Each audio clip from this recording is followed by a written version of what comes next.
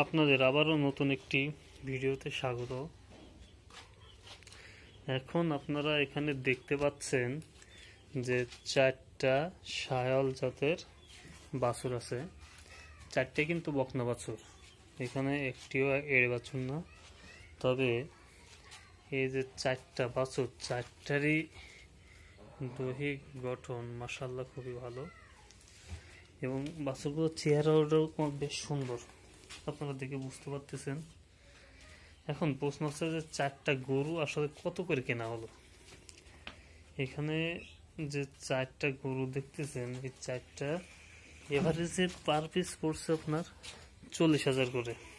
এই চারটা দেখছেন, চারটা এভারেজে মানে খরচ খরচা দিয়ে পাশ খরচ দিয়ে এভারেজ যত যাবতীয় খরচ এই গোয়াল ঘরে নিয়ে আসা পর্যন্ত 40,000 করে খরচ হয়েছে প্রতিটা গরু।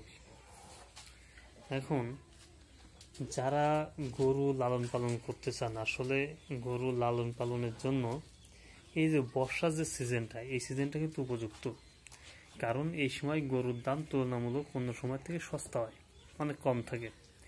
এই সময় যে গরুগুলো কিনবেন, এই যে এগুলো মিনিমাম আপনি ভালো একটা দামে বিক্রি করতে পারবেন যখন ধান উঠে যাবে। বিশেষ করে আমনের ধান যখন ওঠা শুরু হয়ে যাবে, তখন কিন্তু এই সমস্ত গরুগুলোর দাম অনেক বেড়ে যাবে।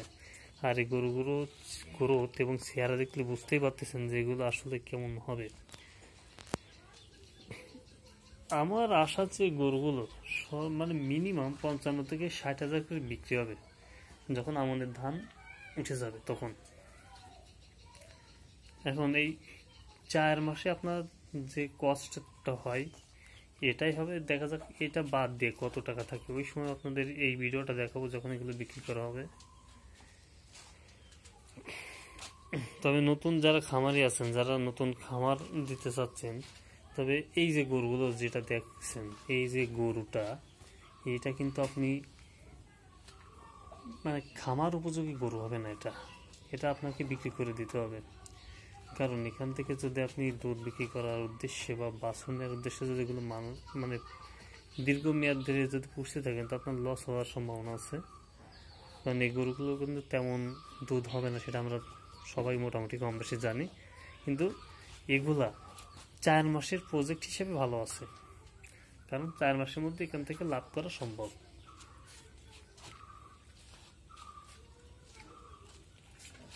আর যদি দীর্ঘমেয়াদী খামার করতে চান, তাহলে আমি বলবো, মানে আমার পরামর্শ থাকবে যে আপনারা ফ্রিজিয়ান গরুর দিকে ঝুঁকবেন। কারণ ফ্রিজিয়ান গরুতে আপনার দুধের পরিমাণটা বেশি পাওয়া যায়। ফ্রিজিয়ান বা জার্সি এগুলোই বেশি পাওয়া যায়। ওই যে কোনাটা দেখছেন, ওটা কিন্তু একটু ফ্রিজিয়ানের ভাগ আছে, মাথা দিকে বোঝা যাচ্ছে।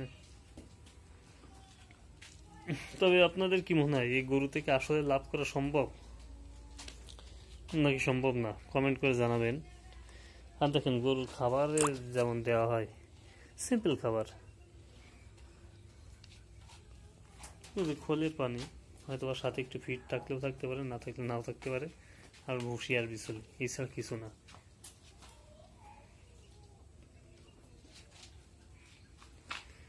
তো ভিউয়ার্স, সবাই ভালো থাকবেন, সুস্থ থাকবেন।